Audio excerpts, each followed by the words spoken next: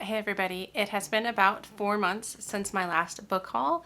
I did one in March, and so since it was my birthday month, I have been collecting a lot of books, I've been gifted a lot of books, and I've also been collecting books for homeschool, so I have a lot to show you and I am so excited to get into all of it with you.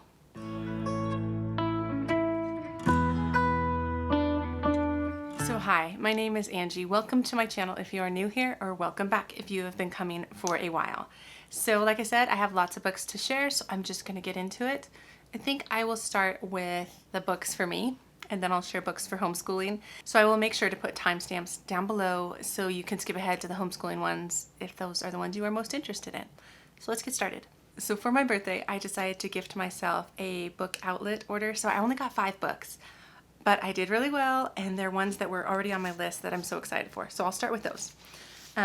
So I picked up Susan Meissner. So The Last Year of the War by Susan Meissner. Oh, I have been loving her books. I'm actually currently reading her latest book, The Nature of Fragile Things, and I'm really liking it. It is the August pick for my book club, Adventures in History. So come join us if you want to join us for that. But this one is The Last Year of the War, and it is a World War II book, but I think it's set on American soil if I remember right. So we're talking about a family whose father is arrested for suspicion of being a Nazi sympathizer, and he's put into an internment camp in Texas. And then there's a Japanese American teen. Anyway, I'm not exactly sure what it's about, but I loved As Bright as Heaven, and I'm really enjoying The Nature of Fragile Things, so I'm excited to get to this one as well. The next one I picked up. Okay, so this one was kind of a whim purchase for me. It's Philippa Gregory's Tidelands. So I have tried to read Philippa Gregory, but I haven't gotten very far. This one, I think I was drawn in by the cover, but I believe it's her latest book, and it just sounded really interesting. It's about this girl who meets a man who's on the run, and we're talking 1648 England, and I think she helps him, but doesn't know exactly what he is, if he is a fugitive or something like that. So I'm not really sure, but it sounds really good. Okay, the next one I've been wanting to read for a while. It was on my list for the Adventures in History book club, and it's The Flight of the Sparrow by Amy Belding Brown. So this has to do with a woman. Her name is Mary Rawlinson. She was captured by the Indians in Massachusetts. So we're talking 1600s. She was one of the settlers, and they raided the village, and they took her captive, and then she lives with them. And I think she gets a glimpse into their world, and she finds it's not as scary, maybe, as she was brought to believe, I think. But it sounds really good, and I've been wanting to read it for a while.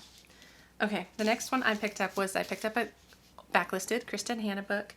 So this is Fly Away. So this is the second to Firefly Lane, which I loved and I still don't own a copy of, but I wanted to read this. This is, I believe, about Tully. It's one of the friends from the first book. It was Kate and Tully, and so now it's Tully, and now she has Kate's children, which she's helping raise in some way. I'm actually not quite sure what it's about, but I remember really loving that book, and so I'm excited to pick this one up. Okay, the next book I picked up. I found this book when I was looking for books for Historathon, and this is A Bend in the Stars by Rachel Barenbaum, and this has to, I think it's a World War I book. Yes, that's why I picked it up, because one of our prompts was read a book that is not World War II. And so this is about World War I. Has to do with 2 siblings in Russia, and one of them, I believe, gets kidnapped or taken, and the other one is looking for him. It also has to do with some sort of science, if I remember right. Oh boy, I don't quite remember right, but it's a beautiful cover. It's set in a place I don't read a ton about, and during a time that I don't read a ton about as well. So those were the books that I treated myself to from Book Outlet. I mean, I love Book Outlet. They have the best prices. So anyway, let me get my Book of the Month books, because since it's been 4 months, I have a fair number that I haven't shared with you, although I have read a few of them. So let me show you my Book of the Month stack right here. So Malibu Rising, I've talked a lot about already because I've been trying to read it on all of my TBRs, but it's by Taylor Jenkins Reid. It's her new book. Has to do with siblings, I believe kind of rich siblings, and they go out to a fancy like lake house or something like that, and then something happens and the house burns down. So it sounds just fascinating, and I really love The 7 Husbands of Evelyn Hugo. No? Yes, that's it. Not Hardcastle. I get those two confused all the time. And so I'm looking forward to that. Survive the Night, I've already read. It's the latest Riley Sager book. I read it last month. I will be including it in my wrap up for my thoughts on it. It's about a girl who does a ride share from college with this man she doesn't know to get home, and then she starts to believe he might be a serial killer. So it was a lot of fun. But anyway, I picked that up. And what else is here? Oh, the Maidens. I picked up the Maidens. I talked about this on one of my reading vlogs, so I won't get too much into it. It's by Alex Michaelides. I never know if I say his name right, but he's the writer of The Silent Patient, which I still want to read. And I've heard mixed reviews about this book, and I don't know what it's about. I know it has something to do with like a secret society, I think on a campus, but I'm not sure. I thought it sounded really good when I read the synopsis. I just can't remember currently. This one I picked up too. It's by Greenidge, and I believe it's kind of a coming of age story for a free-born black girl in Reconstruction era Brooklyn. And she kind of is fighting against her mom, I believe, and is struggling to kind of find her own life. I've heard kind of mixed things, but I'm excited to get to it.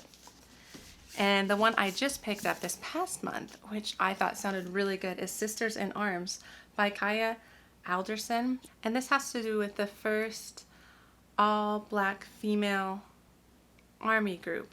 And they were deployed during World War II. I don't know, the cover brought me in, and it was historical fiction, and it just sounded really good. So I picked it up. So I only have a few more for my books. And these two were gifted to me by Shalise. I will link her booktube channel down below. She's a homeschooler. She's a booktuber. She's fantastic. I think she's really fun and funny. And we ran a book exchange in my book club this past month, and it was really fun. And she sent me a couple books that I have been wanting, historical fiction books. First is Lilac Girls, and it is a World War II story as well, about 3 women. You're following 3 women from different kind of points of view, different parts of the war, and how they kind of impacted and affect change, I believe. So this is a highly loved historical fiction book. Lots of people have read it. And additionally, she sent me I Was Anastasia by Ariel Lawhon. And if you watched my favorite books of 2021 so far, I read Codename Ellen, and it was my favorite book of the year so far, and it's by Ariel Lawhon.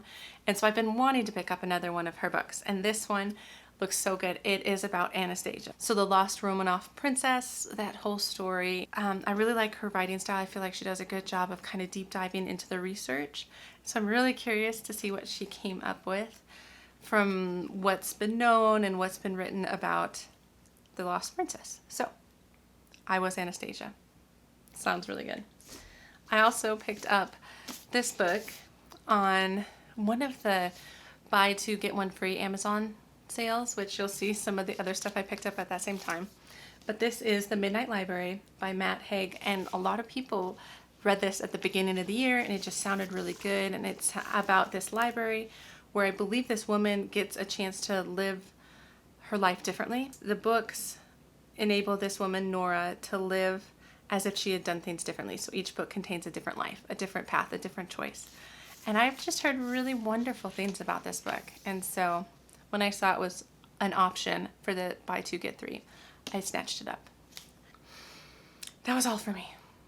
Now, maybe I should do more book hauls than just once every 4 months, obviously, because that was a lot of books. But let me get into all the books I have for homeschooling. Or not even really for homeschooling, but for the kids. Okay, so for the Amazon sale, I got a lot of books for homeschooling. So the first thing I did get was I got a set of 3 books. They're called the Wingfeather Saga. And so these are by Andrew Peterson. I've heard good things. I think my kids are a little young still, but I picked up all 3 books. I picked up The Edge of the Dark Sea of Darkness. That's what it is called, yes. And then North or Be Eaten, and then The Monster in the Hollows. And there's middle grade books that are supposed to be adventure packs and just really, really fun. And so I think my kids will love them. I just think they might be a little young. I might pre-read them. I might like them a lot. So I picked those up, and they're beautiful covers. They're like hard covers and just really pretty. So I got that. Then I picked up a couple resources for homeschooling. I picked up the 50 States book. It's a common resource I see a lot of homeschoolers pick up. It just highlights the different states with a lot of different information like Kansas and things like that. So it's just a really good resource for when we get to a time of studying the states and memorizing the capitals and things like that. Okay, I also picked up sing a song of seasons. So this is a nature poem for each day of the year. And again, a lot of people have this, but it is really pretty. And I intend to read these whenever we do pick up poetry, which might be kind of like on Enrichment Fridays, which is my tentative plan. And then it doesn't really matter what day of the year it is. I'll just go to the date of that Friday and I'll read a poem out of this book. And that way we can kind of keep it rolling for multiple years to come. So I'm really excited about that book. I think it'll be a good resource. All right. I also picked up, oh my gosh, these are heavy. These 2 books. I picked up Harry Potter 3 and Harry Potter 4. So The Prisoner of Azkaban. It's a beautiful book. The illustrated copies, obviously, and then The Goblet of Fire.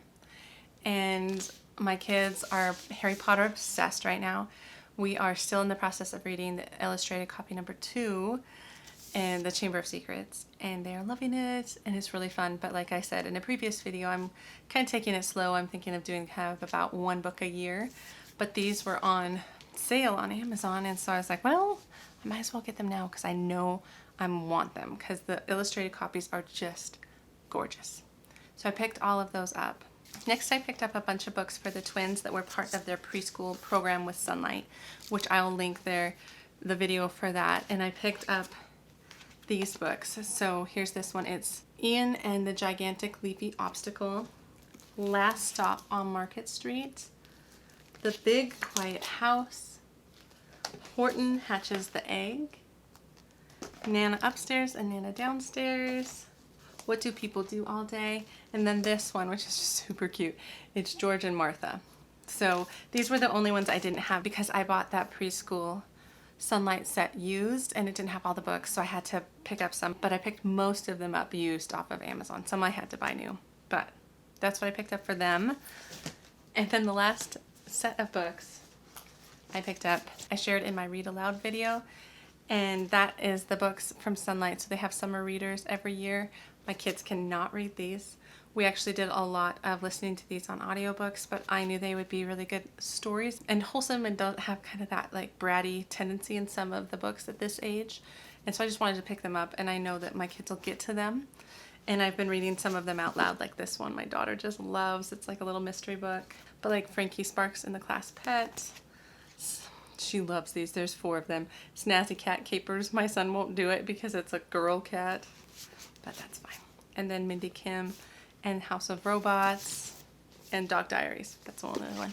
So, sorry that was so quick, but I have shared that before. But those are the books I have picked up in the last 4 months. And that's a lot. And I will do book hauls more often. But I just love books, and I love getting them, especially for my kids or for myself. So anyway, let me know if you have read any of these books, if you love them, if I should prioritize reading some of them or reading some of them to my kids. So I would love to hear that from you. But otherwise, I will see you in the next book video. All right, have a wonderful day.